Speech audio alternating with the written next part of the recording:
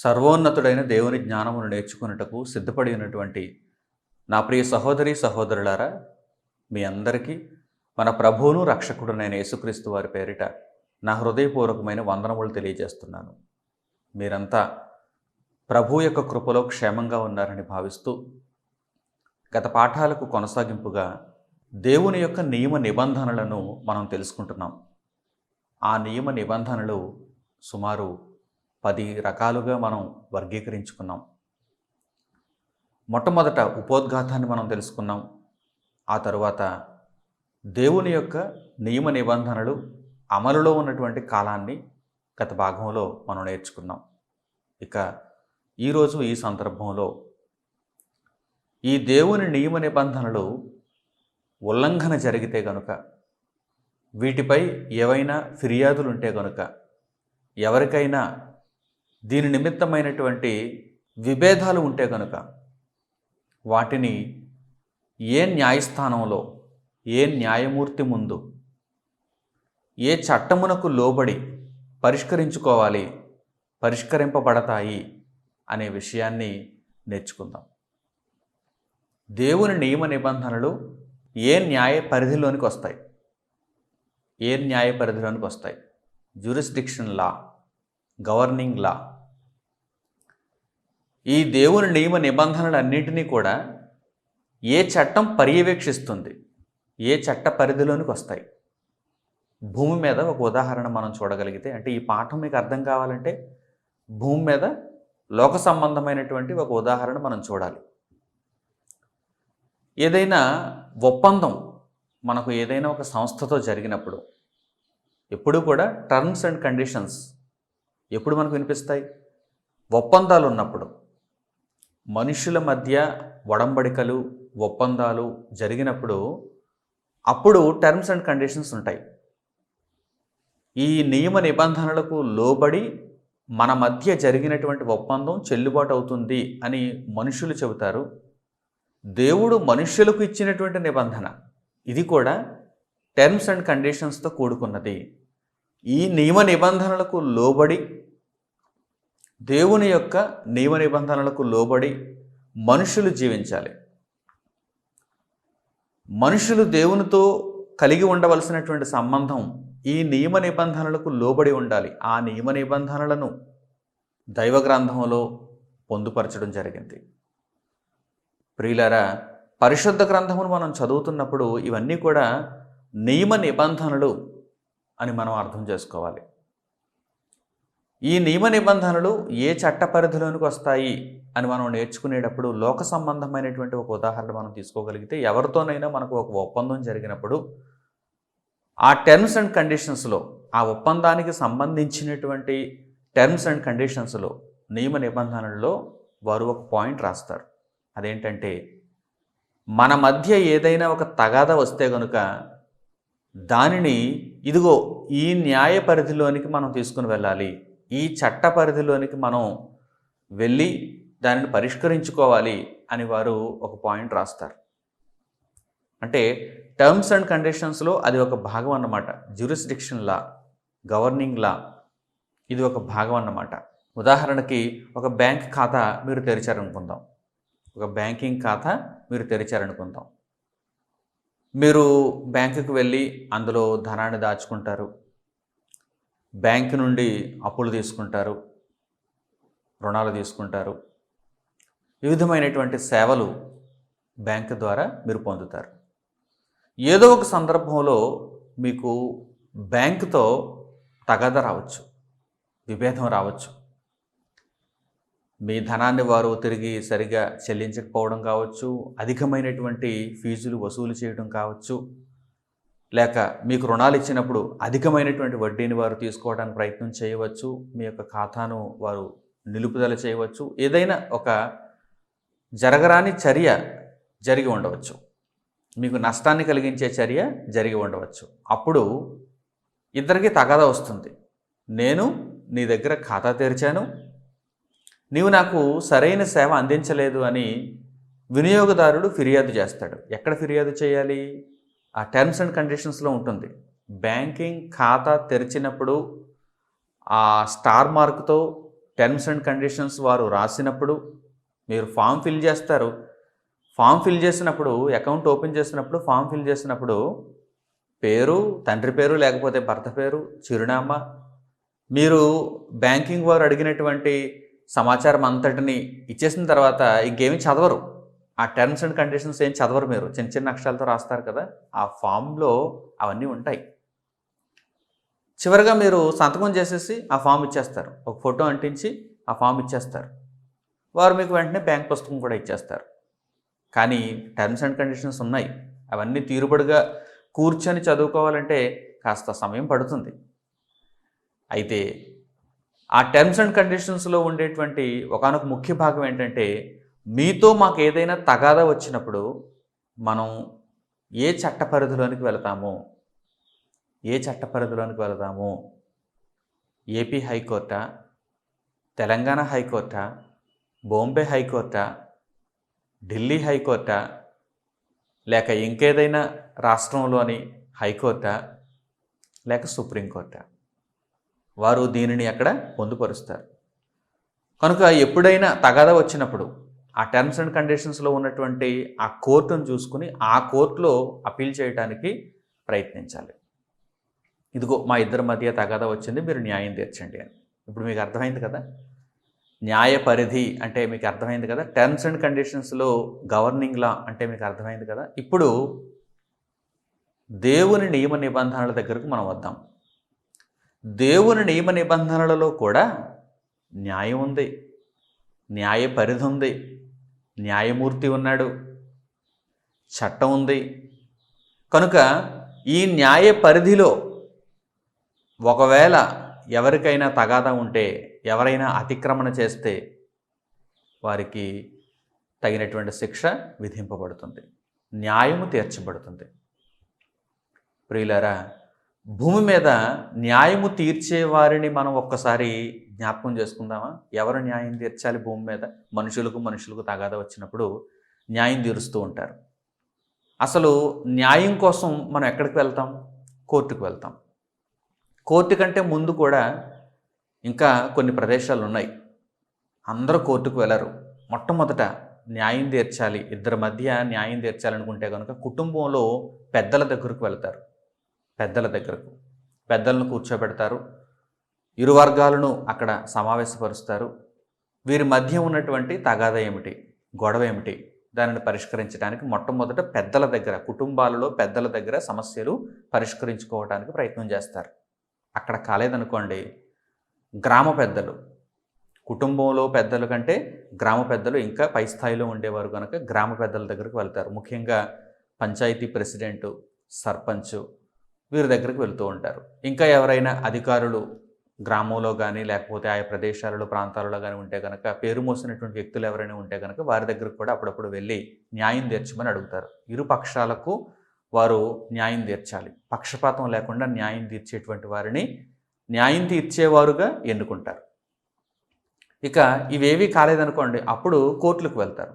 దానికంటే ముందు పోలీస్ స్టేషన్కి కూడా వెళ్తుంటారు. అప్పుడప్పుడు పోలీస్ స్టేషన్కి వెళ్తుంటారు. పోలీస్ స్టేషన్లో ఉన్నటువంటి కానిస్టేబుల్ గారు మొదలుకొని ఎస్ఐ గారి వరకు, సిఐ గారి వరకు, లేకపోతే డిఎస్పీ గారి వరకు, లేకపోతే ఎస్పీ గారి వరకు అప్పుడప్పుడు ఈ విభేదాలు ఆయా స్థాయిలను బట్టి వెళుతూ ఉంటాయి. వీరు ఆయా స్థాయిలలో పరిష్కరించడానికి ప్రయత్నం చేస్తారు. అక్కడ కూడా కాలేదనుకోండి, అప్పుడు కోర్టుకు వెళ్తారు. కోర్టులో ఎవరుంటారు? న్యాయమూర్తి. న్యాయవాదులు ఉంటారు, న్యాయమూర్తి ఉంటారు. న్యాయవాదులు వాదనలు చేస్తూ ఉంటారు.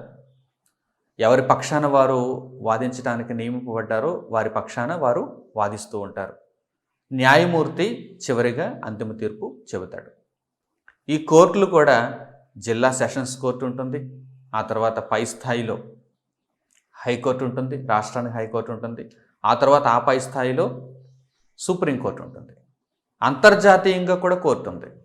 అంతర్జాతీయంగా అంటే దేశాల పరిధి దాటి దేశాలకు మధ్య ఏమైనా తగాదాలు ఉన్నప్పుడు, విభేదాలు ఉన్నప్పుడు అంతర్జాతీయ న్యాయస్థానం కూడా ఉంది.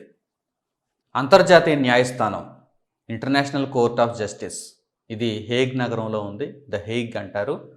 ఇది నెదర్లాండ్స్లో ఉంది, నెదర్లాండ్స్ దేశంలో ఉంది. ప్రియులారా, ఇవి భూమి మీద మనుషులు ఆయా స్థాయిలో న్యాయమును పరిష్కరించుకునేటువంటి ప్రదేశాలు, న్యాయము తీర్చేటువంటి మనుష్యులు. అయితే దేవుని నియమ నిబంధనలకు సంబంధించి, దేవుడిచ్చినటువంటి నియమావళికి సంబంధించి మనుష్యులకు ఏవైనా తగాదాలు, అతిక్రమణలు జరిగితే ఆత్మగా దేవుని న్యాయపీఠం ముందు ప్రత్యక్షమవ్వాల్సిందే. దేవుని న్యాయస్థానంలోనే తీర్పు జరుగుతుంది. ఈ విషయాన్ని పరిశుద్ధ గ్రంథం నుండి ఈ సందర్భంలో చక్కగా మనం నేర్చుకుందాం. దేవుని న్యాయ పరిధిని గూర్చి మనకు అర్థమైతే ఆ న్యాయ పరిధికి లోబడి, ఆ చట్టమునకు లోబడి దేవుని కొరకు మనము చక్కగా బ్రతికేటువంటి అవకాశం కలుగుతుంది. కనుక పరిశుద్ధ గ్రంథమును తెరచి దేవుని యొక్క విశేషమైనటువంటి జ్ఞానమును ఆయన మాటలలో చూస్తూ నేర్చుకుంటూ అద్భుతముగా దేవుని కొరకు మీరు మలచబడాలని నేను కోరుకుంటున్నాను. ఇప్పటి వరకు తెలియని ఎన్నో సంగతులు ఈ పాఠం ద్వారా దేవుని న్యాయ పరిధిని గూర్చి మీరు తెలుసుకోబోతున్నారు. ముందుగా భూమి మీద ఇప్పటి వరకు మనం చర్చించుకున్నటువంటి ఈ న్యాయ వ్యవస్థలన్నీ కూడా, కోర్టులు కావచ్చు, పోలీస్ స్టేషన్స్ కావచ్చు, పంచాయతీలు కావచ్చు, పెద్దలు కావచ్చు, ఎవరైనా, ఏ ప్రదేశాలైనా, ఏ కార్యాలయాలైనా, వీటన్నిటికీ ఆధారం ఏంటంటే న్యాయం. న్యాయం. భూమి మీద మనం ఏ భరోసాతో ఉంటున్నాం? ఒక తగాదాను తీర్చుకోవాలంటే మనకున్న భరోసా ఏంటి? న్యాయం. న్యాయం మన పక్షాన ఉంటే ఈ ప్రపంచంలో ఎంతమంది నాకు ఎదురుగా నన్ను ఓడించాలని నా మీద పగబట్టి వారు నిల్చున్నా కానీ, న్యాయం మన పక్షాన ఉంటే, న్యాయం నా పక్షాన ఉంటే నేను తప్పకుండా గెలుస్తాను అనేటువంటి ధీమాతో ఉంటారు. ఇదే కదా భరోసా. న్యాయం మన పక్షాన ఉంటే మనకెంతో ఆదరణగా ఉంటుంది. ఈ న్యాయమునకు ఆధారం ఎవరు? ఈరోజు ప్రపంచంలో ఉన్నటువంటి కోర్టులన్నీ, అసలు భూమి మీద ఒక మనిషికి న్యాయం జరగాలంటే, అది ఎవరి ద్వారా అయినా సరే న్యాయం జరగాలంటే దీనికి ఆధారం ఏంటో తెలుసా? దీనికి ఆధారం ఏంటో తెలుసా? అద్భుతమైనటువంటి వివరణ దేవుడు ఇచ్చాడండి పరిశుద్ధ గ్రంథంలో. ఆ వివరణ మనం తెలుసుకోవాలి. ఈరోజు భూమి మీద ఉన్నటువంటి న్యాయస్థానాలలో కూడా ఈ విషయం చాలామందికి తెలియదు. చాలామందికి తెలియదు. వారు తీర్చుచున్న న్యాయమునకు ఆధారం ఏంటి? వారు వెంటనే చెప్పేటువంటి మాట ఏంటంటే, ఇదిగోనండి మేము రాసుకున్నటువంటి పుస్తకాలు ఉన్నాయి కదా, చట్టాలు ఉన్నాయి కదా, ఇవేనండి ఆధారం అంటారు. దానికంటే ఆ పరిధిని దాటి ఒక ఉన్నతమైనటువంటి సంగతిని దేవుడు తెలియజేస్తున్నాడు. ఆ పుస్తకాల కంటే, ఆ పుస్తకాలను దాటి ఉన్నతమైన సంగతిని దేవుడు తెలియజేస్తున్నాడు. అదేంటంటే, మీరు చెబుతున్నటువంటి ఈ న్యాయం అంతటికీ ఆధారం దేవుని కుమారుడైన యేసుక్రీస్తు. ఈ మాట ఒప్పుకోవటానికి చాలామందికి ఇష్టం ఉండదు. ఎందుకంటే యేసుక్రీస్తు ఈరోజు మేము పాటించుచున్న న్యాయమునకు ఆధారమా అని వారు అడుగుతారు.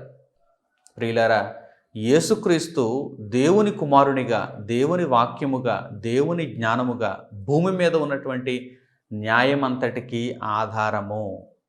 ఆ న్యాయ ప్రకారం, ఆయనను గూర్చినటువంటి జ్ఞానమును అనుసరించిన న్యాయము ప్రకారం ఎందరైతే తీర్పు తీరుస్తారో, ఎందరైతే ఆ న్యాయమునకు లోబడతారో వారందరూ కూడా ధన్యులు. ఆ న్యాయమును ఎవరైతే అతిక్రమిస్తారో వారు శిక్షార్హులు. భూమి మీద ఉన్న న్యాయాలకు కూడా ఆయనే ఆధారం.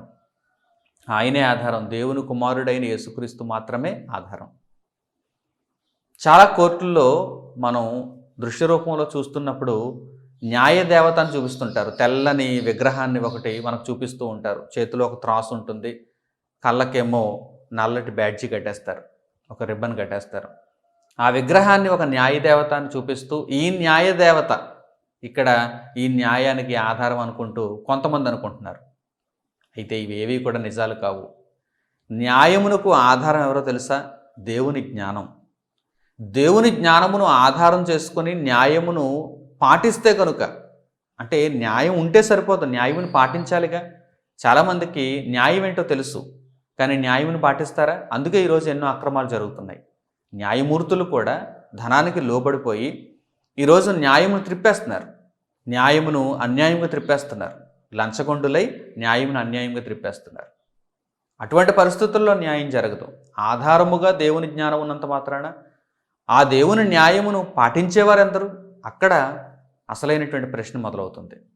కనుక భూమి మీద ఉన్నటువంటి న్యాయాలనే, భూమి మీద మనుషుల మధ్య జరుగుతున్నటువంటి ఈ తీర్పులనే ఒక్కసారి మనం పరిగణనలోకి తీసుకోగలిగితే, అసలు న్యాయం అనేటువంటి మాట ఉందంటే ఆ న్యాయమునకు ఆధారం దేవుని జ్ఞానం. దేవుని జ్ఞానం ఇది అందరికీ తెలుసండి. నా దృష్టిలో అంతర్జాతీయ న్యాయస్థానానికి కూడా, ద ఇంటర్నేషనల్ కోర్టుకు కూడా ఈ విషయం తెలియదు. ది హేగ్ నగరంలో ఉంది కదా, నిన్ననే వారు అంతర్జాతీయ న్యాయ దినోత్సవాన్ని కూడా జరుపుకున్నారు. World day of international justice. జూలై 17న world day of international justice. దీనికి ఒక దినమును కూడా వారు నిర్ణయించుకున్నారు. ప్రతి సంవత్సరం ఈ దినమున వారు దానిని పాటిస్తారు. అంతర్జాతీయ స్థాయిలో న్యాయ దినోత్సవాన్ని జరుపుకుంటున్నారు. అయితే అనేక మందికి ఈ భూమి మీద న్యాయం ఉన్నది అంటే ఆ న్యాయమునకు ఆధారము దేవుని జ్ఞానము, అనగా యేసుక్రీస్తు అనేటువంటి విషయం తెలియదు. ఇప్పుడు మీరు తెలుసుకోబోతున్నారు. సామెతల గ్రంథంలో దేవుడు ఈ విషయాన్ని పొందుపరిచాడండి. మొట్టమొదట ఈ విషయాన్ని మీరు చూడండి, ఆశ్చర్యపోతారు. అద్భుతంగా వ్రాయించాడు దేవుడు. అసలు భూమి మీద ఒక పంచాయతీ మనకు న్యాయం చెప్పినా, ఒక జిల్లా కోర్టు మనకు న్యాయం చెప్పినా, ఒక రాష్ట్ర హైకోర్టు మనకు న్యాయం చెప్పినా, దేశంలో సుప్రీంకోర్టు మనకు న్యాయం చెప్పినా, ఇంటర్నేషనల్ కోర్టు మనకు న్యాయం చెప్పినా, ఈ న్యాయమునకు ఆధారం వారు న్యాయమును పాటించినప్పుడు. వారు న్యాయమును అన్యాయముకు త్రిప్పేస్తే అది అపవాది సంగతి అది. అయితే వారు న్యాయమును పాటించినప్పుడు ఆ న్యాయమునకు ఆధారం ఎవరు? దేవుని జ్ఞానం. ఒక్కసారి పరిశుద్ధ గ్రంథంలో నుండి మాటలు చూడండి. ప్రపంచానికి వెలుగును అనుగ్రహిస్తున్నటువంటి దేవుని దివ్య గ్రంథం ఇది బైబిల్ అంటే. ఏమనుకుంటున్నారు బైబిల్ అంటే? మత పుస్తకం అనుకుంటున్నారా? కేవలం ఒక వర్గం వారు చదువుకునేటువంటి పుస్తకం అనుకుంటున్నారా? ప్రపంచానికి న్యాయం అనేటువంటి పదానికి అర్థాన్ని చెబుతుంది బైబిల్. ఈ ప్రపంచంలో ఉన్న మానవులకు న్యాయం అనే పదానికి అర్థం చెబుతుంది బైబిల్. న్యాయమునకు ఆధారం ఎవరో తెలుసా? మనిషి మట్టి మెదడా? ఇదా న్యాయమునకు ఆధారం? కాదు. మనిషి మట్టి మెదడులో నుండి వచ్చినటువంటి పుస్తకాల, చట్టాల, ఇవి కాదు న్యాయానికి ఆధారం. న్యాయమునకు ఆధారం ఎవరో తెలుసా? ప్రభువైన యేసుక్రీస్తు. ఆ చట్టాలు కూడా చెప్పలేని సంగతులు ఈరోజు వివేచనతో ఒక్కొక్కసారి తీర్పులు చెబుతున్నారు. చూడండి, ఎక్కడి నుంచి వస్తుంది అనుకుంటున్నారు ఆ వివేచన? మానవతా దృక్పథంతో అని మాట్లాడుతూ ఉంటారు. అది చట్టంలో ఉండదు ఆ సంగతి. కొన్ని కేసులు చాలా విచిత్రంగా ఉంటాయి. ఆ కేసులను పరిష్కరించాలంటే కనుక చట్టంలో ఎటువంటి సొల్యూషన్ ఉండదు, ఎటువంటి జవాబు ఉండదు. అప్పుడు వీరు మానవతా దృక్పథంతో మెదడు పెడతారు, ఆలోచిస్తారు, వివేచిస్తారు. ఏది న్యాయమో ఏది అన్యాయమో వివేచించి తీర్పు చెబుతూ ఉంటారు. అక్కడ కూడా అతడు సరిగ్గా వివేచించగలగాలి, ఆ న్యాయమూర్తి సరిగ్గా ఆలోచించగలగాలి. అలా వివేచించగలిగితే ఆ తీర్పుకు, ఆ న్యాయమునకు ఆధారము దేవుని జ్ఞానము. దేవుని జ్ఞానము. ఇప్పుడు చూడండి, సామెతల గ్రంథము 8వ అధ్యాయము 14వ వచనం నుంచి చూడండి. సామెతల గ్రంథము 8వ అధ్యాయము 14వ వచనం నుంచి.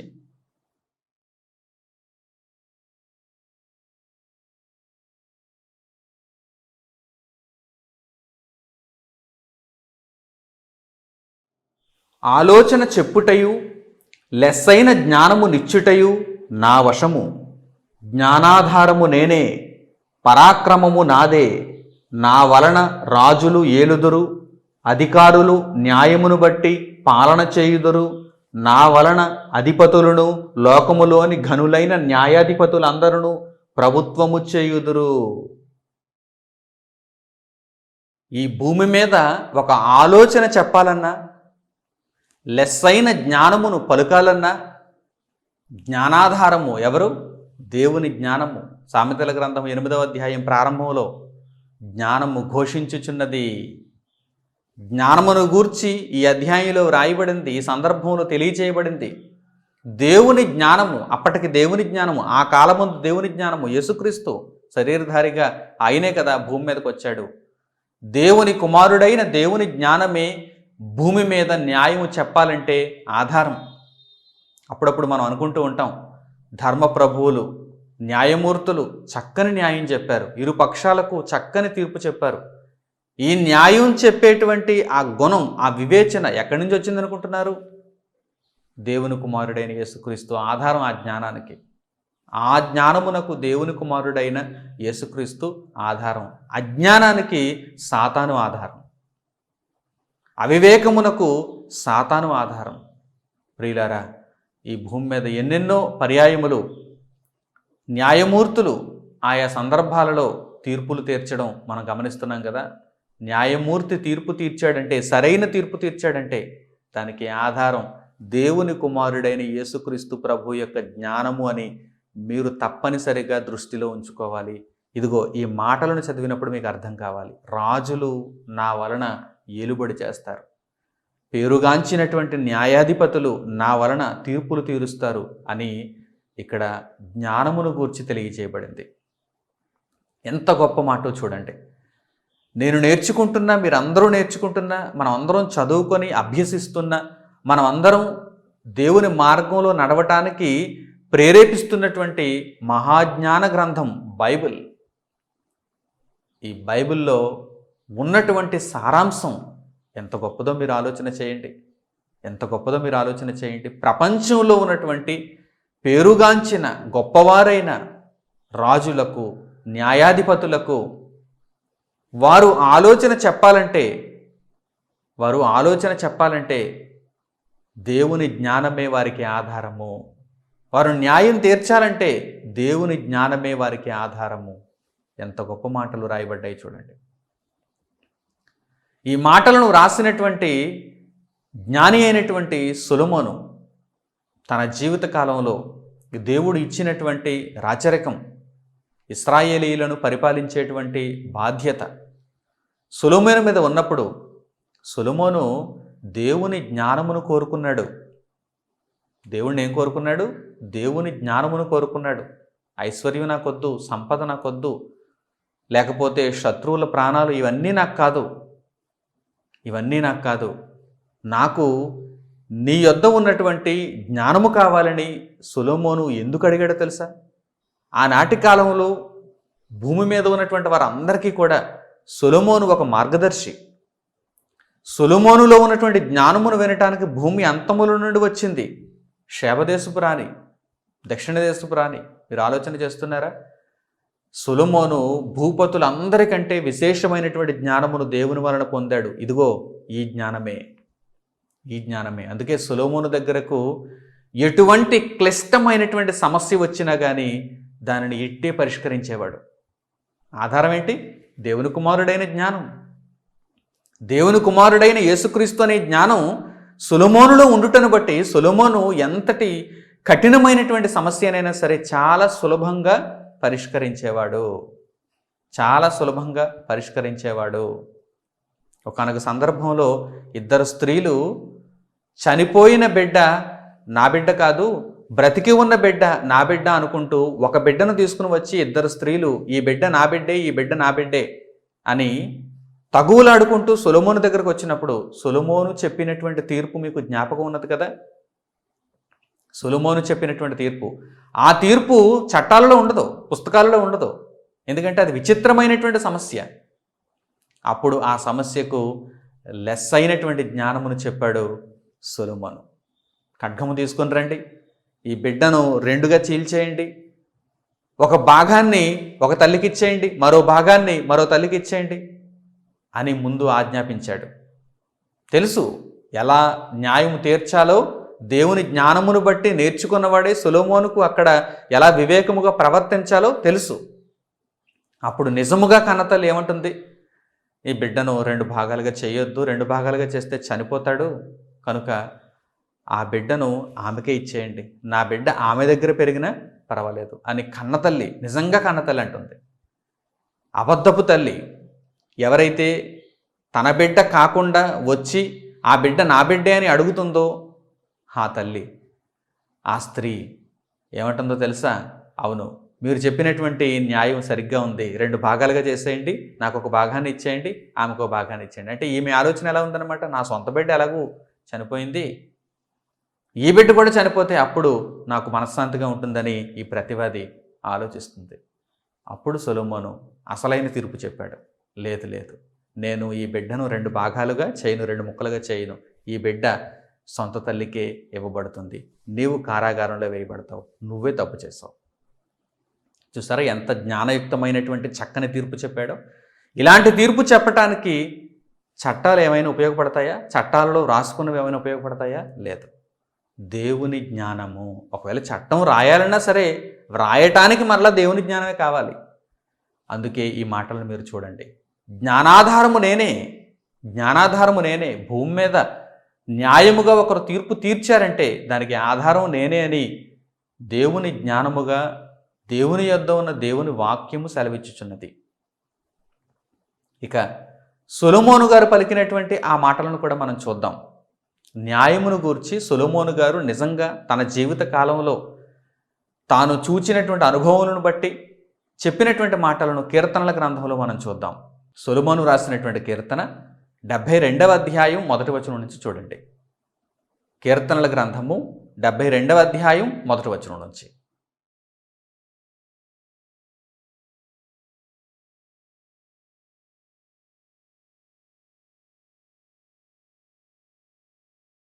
దేవా, రాజునకు నీ న్యాయ విధులను, రాజకుమారునికి నీ నీతిని తెలియజేయుము. నీతిని బట్టి నీ ప్రజలకును, న్యాయ విధులను బట్టి శ్రమనొందిన నీ వారికిని అతడు న్యాయము తీర్చును.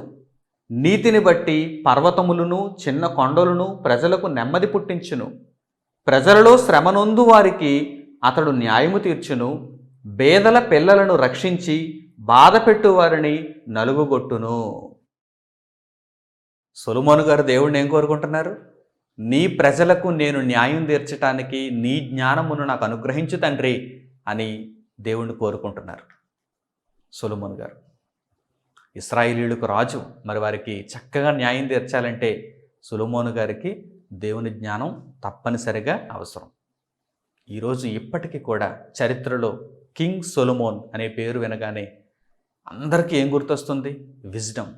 Wisdom of God. చూసారా?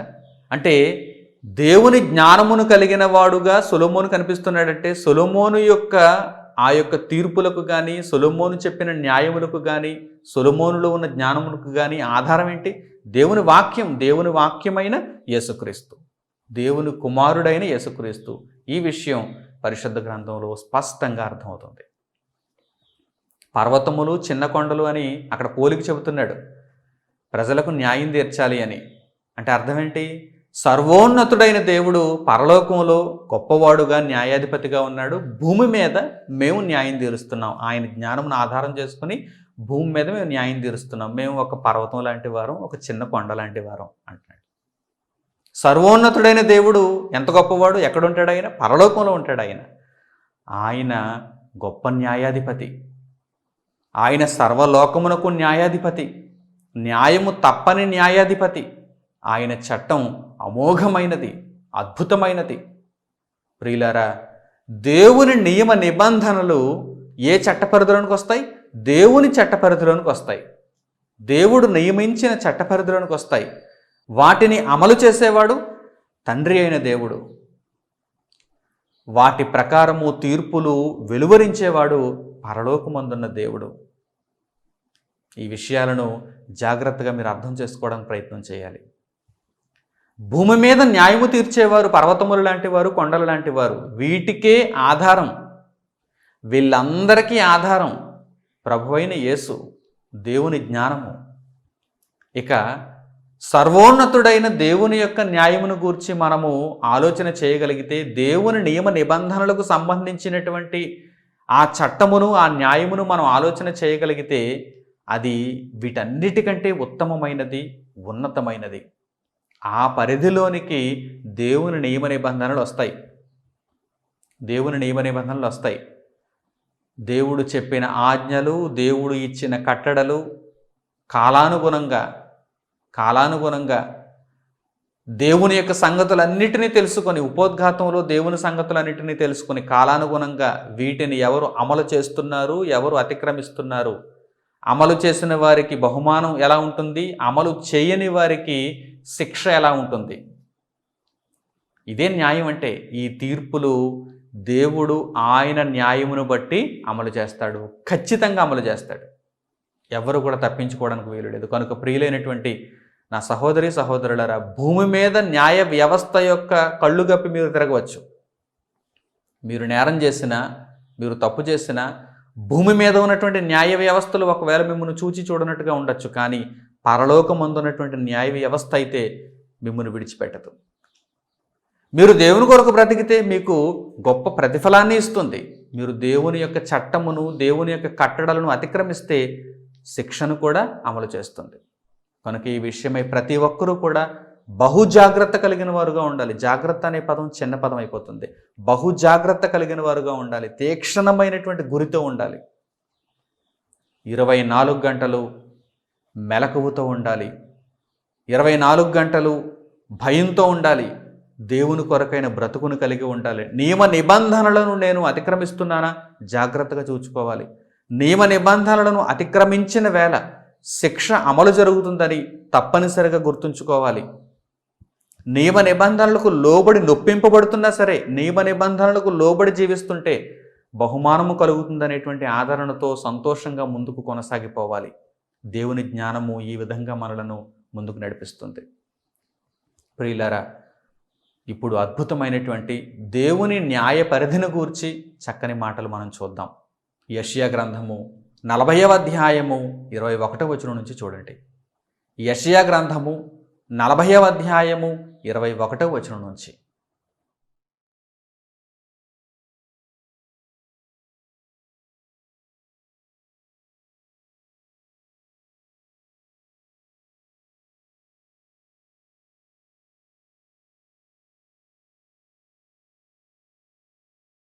మీకు తెలియదా? మీరు వినలేదా? మొదటి నుండి ఎవరునూ మీతో చెప్పలేదా? భూమిని స్థాపించుటను బట్టి మీరు దాన్ని గ్రహింపలేదా? ఆయన భూమండలము మీద ఆసీనుడై ఉన్నాడు. దాని నివాసులు మిడతల వలె కనబడుచున్నారు. ఒకడు తెరను విప్పినట్లు ఆయన ఆకాశ వైశాల్యమును వ్యాపింపచేసెను. ఒకడు గుడారము వేసినట్లు ఆయన దానిని నివాస స్థలముగా ఏర్పరచెను. రాజులను ఆయన లేకుండా చేయును. భూమి యొక్క న్యాయాధిపతులను మాయాస్వరూపులుగా చేయును. వారు నాటబడగనే, విత్తబడగనే, వారి మొదలు భూమిలో వేరు తన్నక మునుపే ఆయన వారి మీద ఊదగా వారు వాడిపోవుదురు. సుడిగాలి పొట్టును ఎగరగొట్టునట్లు ఆయన వారిని ఎగరగొట్టును. నీవు ఇతనితో సమానుడవని మీరు నన్నెవనికి సాటి చేయుదురు అని పరిశుద్ధుడు అడుగుచున్నాడు. దేవుని గూర్చి ఎంత ఉన్నతంగా ఆలోచించినా అది తక్కువే. ఇంకా ఉన్నతుడైన సర్వోన్నతుడు తండ్రి ఈ భూమి మీద న్యాయ వ్యవస్థలను, న్యాయమూర్తులను మీరు చూడగానే, వారి వస్త్రధారణ కానీ, వారి ఇచ్చే తీర్పులు కానీ, వారి చుట్టూ ఉన్నటువంటి హోదా కానీ మీరు చూడగానే ఎంతో భయకంపితులైపోతారు. వారి దగ్గర మీ ప్రవర్తన ఎలా ఉంటుంది? చాలా జాగ్రత్తగా ఉంటుంది. ఏమండి, ఒక సుప్రీంకోర్టు హాల్లోనికి, ఆ బెంచ్ దగ్గరికి మీరు కానీ, నేను కానీ, ఎవరైనా కానీ వెళ్ళాలనుకుంటే ఎలా వెళ్ళాలో తెలుసా? చేతులు జోడించి న్యాయమూర్తి దగ్గరికి వెళ్ళాలి. చాలా వినమ్రతతో నీకు అవకాశం ఇచ్చినప్పుడు ఆ సమయంలో నీవు జాగ్రత్తగా వెళ్ళాలి. దేశంలో ఎవరైనా సరే, ఎంత పేరు ప్రఖ్యాతలు గాంచిన వారైనా, ఎంత అందచందాలు కలిగిన వారైనా, ధనవంతులైన ఎవరైనా సరే, న్యాయమూర్తి ముందుకు, సర్వోన్నత న్యాయస్థానం అని చెప్పుకుంటున్నారు కదా ఒక దేశానికి, అంతర్జాతీయ న్యాయస్థానం ప్రపంచవ్యాప్తంగా అని చెప్పుకుంటున్నారు కదా. ఈ న్యాయస్థానాలలో ఉన్నటువంటి న్యాయమూర్తుల దగ్గరకు మీరు వెళ్ళాలంటే కనుక చాలా జాగ్రత్తగా వెళ్ళాలి. ఒకవేళ వెళ్ళే అవకాశం వస్తే, వెళ్ళాల్సిన పరిస్థితి ఏర్పడితే చాలా జాగ్రత్తగా వెళ్ళాలి. ఇక క్రింది కోర్టుల్లో కూడా మీ స్థాయిలను బట్టి, జిల్లా కోర్టులో ఉన్నటువంటి ఒక న్యాయమూర్తి దగ్గరకు మీరు వెళ్ళాలంటే ఎంత భయంతో వెళతారు చెప్పండి. ఆ హాల్లో మీరు ప్రవేశించేటప్పుడు చాలా జాగ్రత్తతో ఉండాలి. మీ సెల్ ఫోన్ సైలెంట్ మోడ్లో పెట్టాలి, లేకపోతే స్విచ్ ఆఫ్ చేసుకోవాలి. అక్కడికి మీరు వెళ్ళి మీకు ఒక ఫోన్ కాల్ వస్తే మీరు అక్కడ హాయిగా మాట్లాడుకోవడానికి కుదరదు. చుట్టూ ఉన్నవారు ఒప్పుకోరు, బందీ బలగం ఒప్పుకోదు, అక్కడ ఉన్నటువంటి హోదా ఒప్పుకోదు. ఆ ప్రత్యేకత ఒప్పుకోదు. కనుక మీరు అక్కడికి వెళ్ళినప్పుడు చాలా జాగ్రత్తగా ఉండాలి. ఈరోజు భూమి మీద న్యాయమూర్తులకు అంత హోదా ఉంది. ఈ హోదాను మీరు గమనిస్తున్నప్పుడు ఈ హోదాకు మీరు ఇచ్చేటువంటి ఈ విలువ, మీరు చూపేటువంటి భయభక్తులు, వీటన్నిటికంటే కోటాను కోట్ల రెట్లు ఎక్కువగా మీ కన్న తండ్రి అయిన దేవుని దగ్గర మీరు చూపించాలి. నేను చూపించాలి, అందరూ చూపించాలి. ఎందుకో తెలుసా? అసలు ఆయనను గూర్చి మీరు సరిగ్గా ఆలోచించకపోవడం వలనే ఇంత దారుణమైనటువంటి పరిస్థితి ఈరోజు మనకు కనిపిస్తుంది. ఆయన ఎలాంటి వాడు, అసలు ఆయన యొక్క పేరు ప్రఖ్యాతలు, లేకపోతే ఆయన యొక్క ఘనత ఎంత గొప్పదో మీకు తెలుసా? ఒక తెర పరిచినట్టు పరిచాడు ఆయన ఆకాశాన్ని. మీరు నిద్రపోవటానికి మంచం మీద ఒక దుప్పటి వేసుకుంటారు, ఒక తెర వేసుకుంటారు కదా, అలా ఒక దుప్పటి వేసుకుంటారు. ఎంత సులభంగా వేసుకుంటారు? ఆకాశాన్ని అంత సులభంగా వేశాడు ఆయన. ఇప్పుడు ఆయన యొక్క ప్రతిభా పాఠవాలను ఒక్కసారి గమనించండి. భూమిని ఎలా స్థాపించాడు, ఆకాశాన్ని ఎలా విశాలపరిచాడు, ఒక్కసారి మీరు జ్ఞాపకాలలోనికి తెచ్చుకోండి. ఇంత గొప్పవాని దగ్గర నేను ఎలా ఉండాలి? భూమి మీద ఒక న్యాయమూర్తి దగ్గర మనం ఎలా ఉంటున్నాం? చాలా భయభక్తులతో ఉంటున్నాం. ఈ న్యాయమూర్తులను, మనం ఎంతో గొప్పగా భావిస్తున్నటువంటి న్యాయమూర్తులను దేవుడు ఏం చేస్తాడో తెలుసా? ఒకవేళ చేయాలనుకుంటే ఏం చేస్తాడో తెలుసా? ఒక్కసారి ఊదితే కనిపించకుండా పోతారు. ఒక్కసారి ఆయన ఊదితే కనిపించకుండా పోతారు. ఇంకా నాటబడకుండా విత్తనం ఎలాగైతే పెళ్ళగింపబడితే ఎలా ఉంటుందో అలా వెళ్ళిపోతారు. ఒక సుడిగాలి పొట్టును ఎలా ఎగరగొడుతుందో అలా ఎగరగొట్టేస్తాడు ఆయన. ఎవరిని? భూమి మీద ఉన్నటువంటి న్యాయాధిపతుల్ని, న్యాయమూర్తుల్ని. ఈ న్యాయమూర్తి దగ్గరకు మనం వెళ్ళి గడగడ గడగడ వణికిపోతూ ఉంటాం. ఎలా తీర్పు చెబుతారో, ఎలాంటి న్యాయం చెబుతారో అని, వారి చుట్టూ ఉన్నటువంటి హోదాను బట్టి. ఇక న్యాయమూర్తులే కాదు, పోలీసు వారి దగ్గరికి వెళితే గడగడ గడగడ వణికిపోతారు. ఒక ఎస్పీ స్థాయి వ్యక్తి దగ్గరికి వెళ్ళినప్పుడు, ఒక డీజీపీ స్థాయి వ్యక్తి దగ్గరికి వెళ్ళినప్పుడు, ఒక మంత్రి స్థాయి వ్యక్తి దగ్గరికి వెళ్ళినప్పుడు గడగడ గడగడ వణికిపోతూ ఉంటారు. ఇలాంటి వారిని అందరినీ ఆయన ఒక సుడిగాలి వచ్చి పొట్టును ఎగరగొట్టేస్తుందో అలా ఎగరగొట్టేస్తాడండి. పొట్టు గాలికే ఎగిరిపోతుంది. మరి అలాంటప్పుడు సుడిగాలి వస్తే పొట్టు అసలు కనిపిస్తుందా? అలా ఉంటుంది. ఆయనను గూర్చి నేర్చుకోవాలంటే పోలిక అలా ఉంటుంది. ఇప్పుడు మీరు ఆయనకు ఎలా భయపడాలో ఒక్కసారి ఆలోచన చేయండి. ఆయన ఎదుట మీరు చూపవలసినటువంటి భయభక్తులు ఎలా ఉండాలో ఇప్పుడు మీరు ఆలోచన చేయండి. ఒక న్యాయమూర్తి ముందు నేను ఎలా ఉంటున్నాను, సర్వోన్నతుడైన దేవుని ముందు నేను ఎలా ఉండాలి అనేటువంటి విషయాన్ని ఒక్కసారి మననం చేసుకోండి, జ్ఞాపకం చేసుకోండి. భయభక్తులు మీకు ఆటోమేటిక్గా వచ్చేస్తాయి. ఒక్కసారి విషయాలు మీరు గమనిస్తే, నాతో సమానుడని మీరు ఎవరిని పోలుస్తారు నాతో అని దేవుడు ఎదురు చూస్తున్నాడు, వెతుకుతున్నాడు. ఎవరిని నాతో పోలిక చేస్తారు, ఎవరిని నాతో సమానుని చేస్తారు దేవుడు అడుగుతున్నాడు. ఎవరైనా సమానులా? ఇప్పుడు చెప్పండి, దేవునికి మీరు ఎలాంటి భయభక్తులను చూపించాలో, దేవుని న్యాయ పరిధిలో మీరు ఎలా ప్రవర్తించాలో, ఆయన సర్వలోక న్యాయాధిపతి, సర్వకాలాలకు న్యాయాధిపతి. ఈ చట్టాలు కాలాన్ని బట్టి ప్రభుత్వాలను బట్టి మారిపోతూ ఉంటాయి, అమెండ్మెంట్స్. కానీ దేవుని చట్ట పరిధి అలాంటిది కాదు. ఇదిగో పరిశుద్ధ గ్రంథం నేటికి స్థిరంగా ఉంది. దేవుని మాట నేటికి స్థిరంగా ఉంది. కాలాలు మారిపోయినా, తరాలు గతించిపోయినా, నూతనమైన తరాలు పుట్టుకొచ్చినా సరే దేవుని న్యాయం ఒకే విధంగా ఉంటుంది. అంత గొప్ప న్యాయాధిపతికి మీరు భయపడాలి.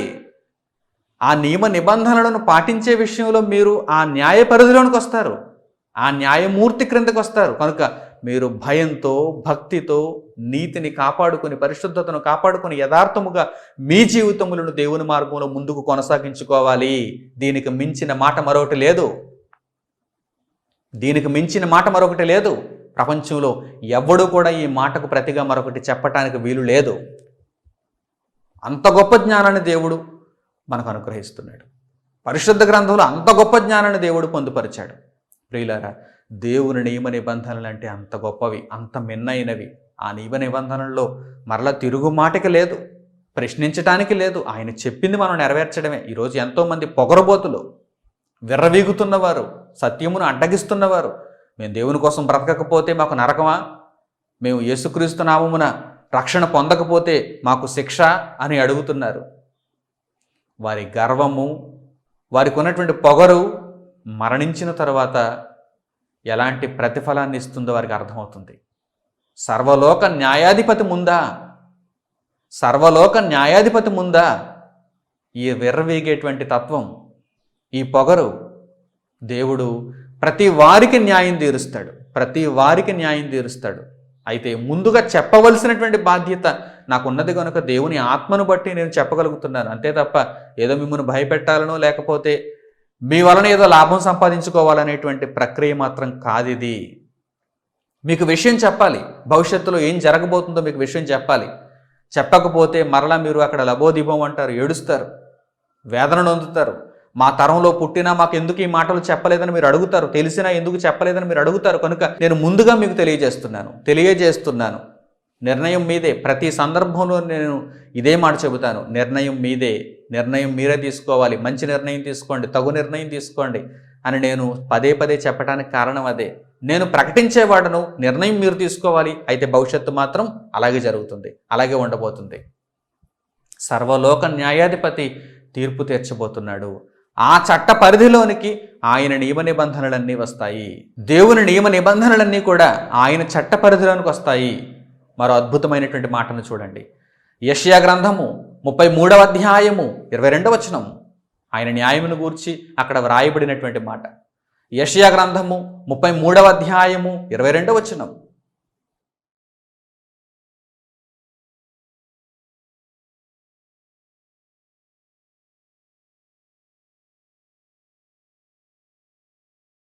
యెహోవా మనకు న్యాయాధిపతి, యెహోవా మన శాసనకర్త, యెహోవా మన రాజు, ఆయన మనలను రక్షించును. పరలోకమందున్న దేవుడు న్యాయాధిపతి, శాసనకర్త, రాజు, ఆయన మనలను రక్షించును. దేవుని నియమ నిబంధనలు ఏ చట్ట పరిధిలోనికి వస్తాయో ఇప్పుడు మీకు స్పష్టంగా అర్థమైందా? న్యాయాధిపతి ఆయన కదా, శాసనకర్త ఆయన కదా, శాసనములను రచించినవాడు, నిరూపించినవాడు ఆయన కదా, మనకు అనుగ్రహించినవాడు ఆయన కదా. న్యాయాధిపతి, శాసనకర్త, రాజు ఆయన కదా. కనుక ఆయనే మనలను రక్షించును. మీరు దేవుని కోసం బ్రతుకుతున్నారా? నియమ నిబంధనలను పాటిస్తూ దేవుని కొరకు మీరు మీ జీవితములను ముందుకు కొనసాగించుకుంటున్నారా? అయితే రాజు తప్పకుండా మనలను రక్షించును. మన న్యాయాధిపతి, మన శాసనకర్త, మన రాజు మనలను తప్పకుండా రక్షించును. ఒకవేళ నియమ నిబంధనలకు మీరు అతిక్రమిస్తున్నారా? అయితే శిక్షించడానికి కూడా ఆయన వెనుకాడడు. శిక్షలోనికి వెళ్లకుండా రక్షణలో ఉండటానికి మీరు ప్రయత్నం చేయాలి. ప్రియులారా, దేవుని నియమ నిబంధనలు దేవుని చట్ట పరిధిలోనికి వస్తాయి, దేవుని న్యాయ పరిధిలోనికి వస్తాయి. ఆయన న్యాయము తీర్చును, ఆయన ప్రజలను రక్షించును. మరో అద్భుతమైన మాట కూడా ఈ సందర్భంలో మీకు చూపిస్తాను. కీర్తనల గ్రంథము 9వ అధ్యాయము 7వ వచనం నుంచి చూడండి. కీర్తనల గ్రంథము 9వ అధ్యాయము 7వ వచనం నుంచి.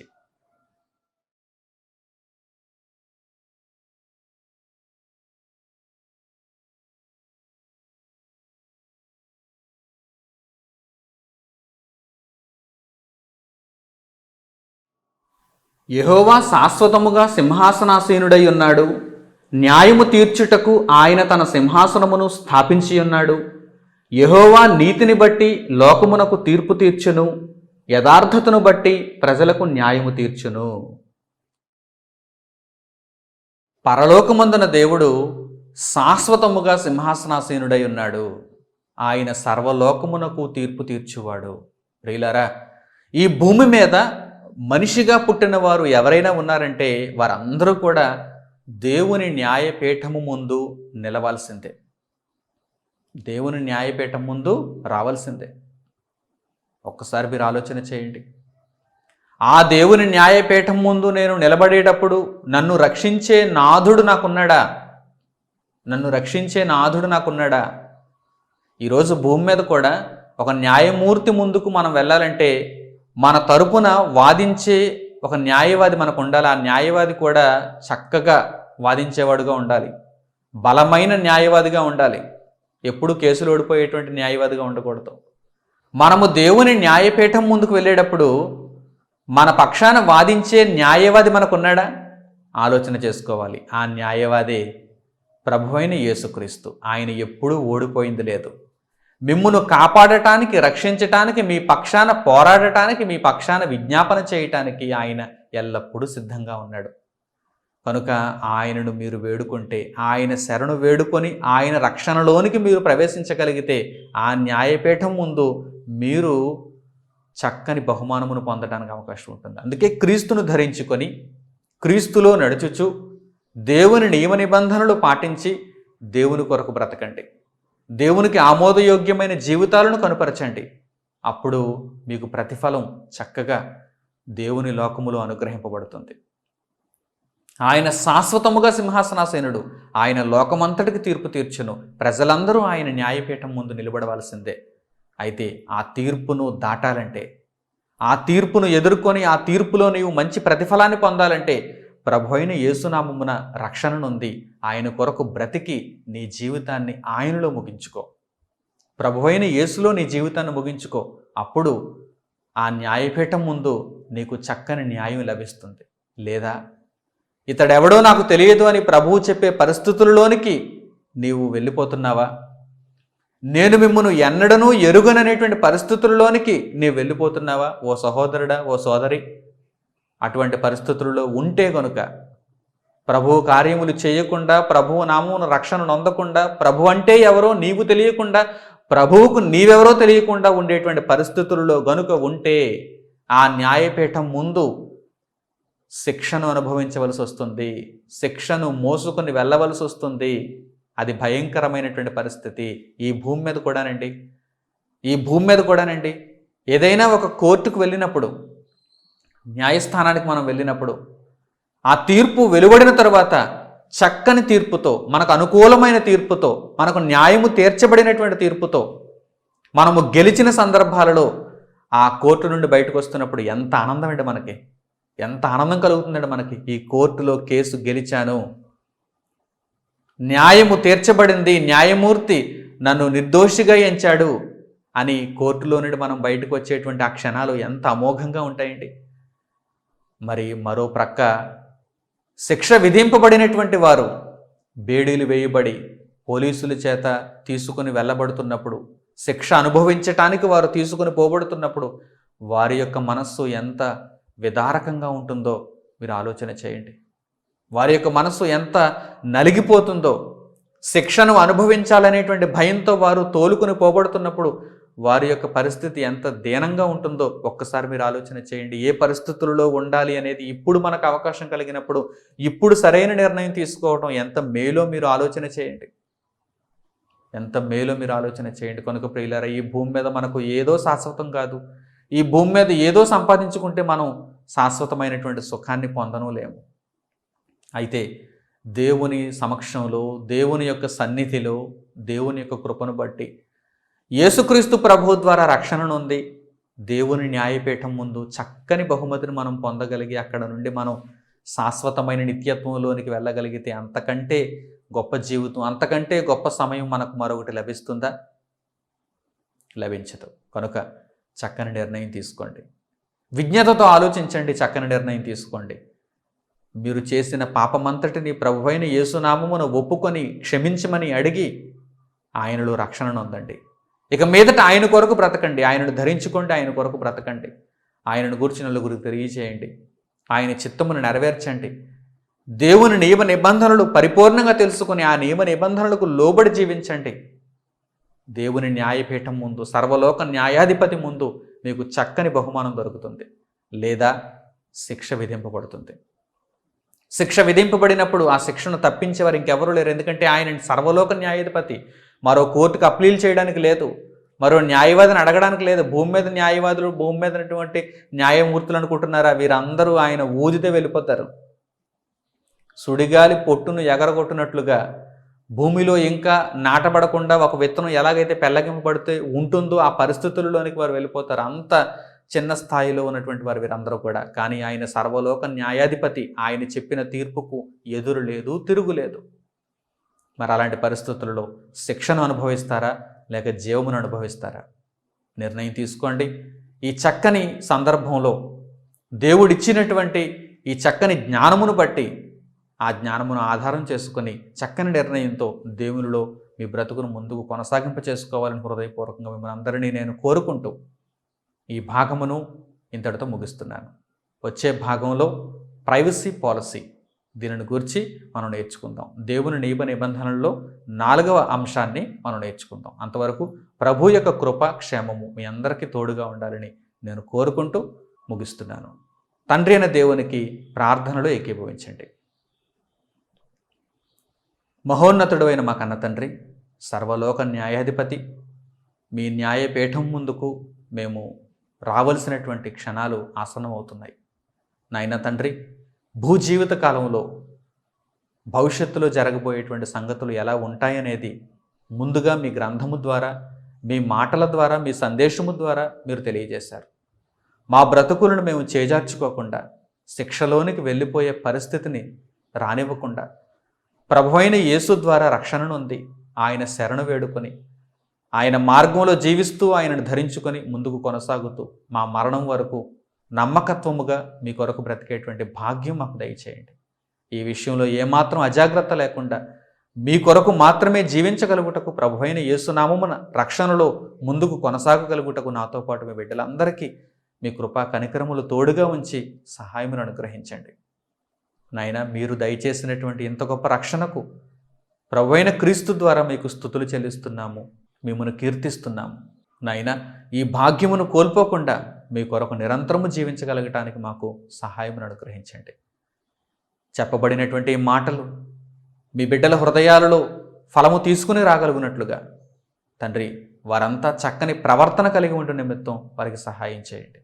వారి వారి దేన పరిస్థితులలో మీరు వారిని జ్ఞాపకం చేసుకుని తండ్రి, సర్వలోక న్యాయాధిపతినైనా మీరు అందరికీ న్యాయము తీర్చేవారు కనుక తండ్రి, ఆ బిడ్డల యొక్క దేన స్థితిలో వారిని లేవనెత్తి శరీర సంబంధంగాను ఆత్మ సంబంధంగాను వారి బ్రతుకులు చక్కగా ఉండటానికి మీరు వారిని జ్ఞాపకం చేసుకొని మీ సన్నిధిలో మీ కృపలో వారిని నడిపించమని మిమ్మల్ని కోరుకుంటున్నాను. ఇంతవరకు మీరు చేసిన మేలును బట్టి ఇక ముందుకు చేయబోవు మేలును బట్టి తండ్రి మిమ్మల్ని స్తుతిస్తూ ఘనపరుస్తూ మహిమపరుస్తూ మా ప్రార్థనా విజ్ఞాపనములన్నిటినీ మా ప్రభువును మమ్మను రక్షిస్తున్న న్యాయాధిపతి అయినటువంటి యేసుక్రీస్తు ప్రభు వారి యొక్క నామం పేరిట మిమ్మల్ని అడుగుచున్నాము తండ్రి, ఆమేన్. ప్రియులైన నా సహోదరి సహోదరులారా, మీరెంతవరకు ఆత్మీయ ఆరాధన సందేశాన్ని విన్నారు.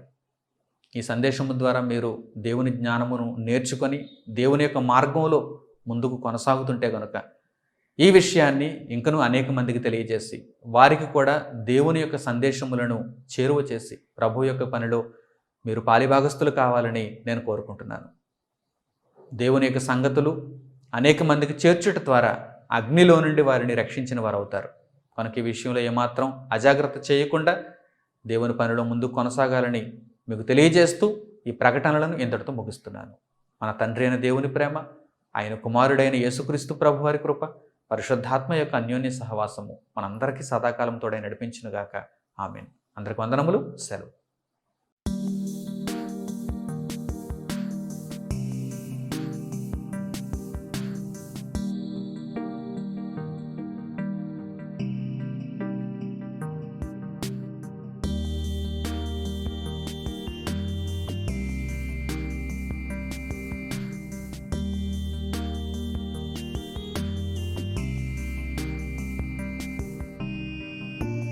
సహోదరులు మణికుమార్ గారు ప్రసంగించిన ఎన్నో ఆత్మ సంబంధమైన సంగతులను ఉచితముగా వీక్షించుటకు సన్ ఆఫ్ గాడ్ ఆన్లైన్ అనే మా యూట్యూబ్ ఛానల్స్ ను తప్పక దర్శించండి.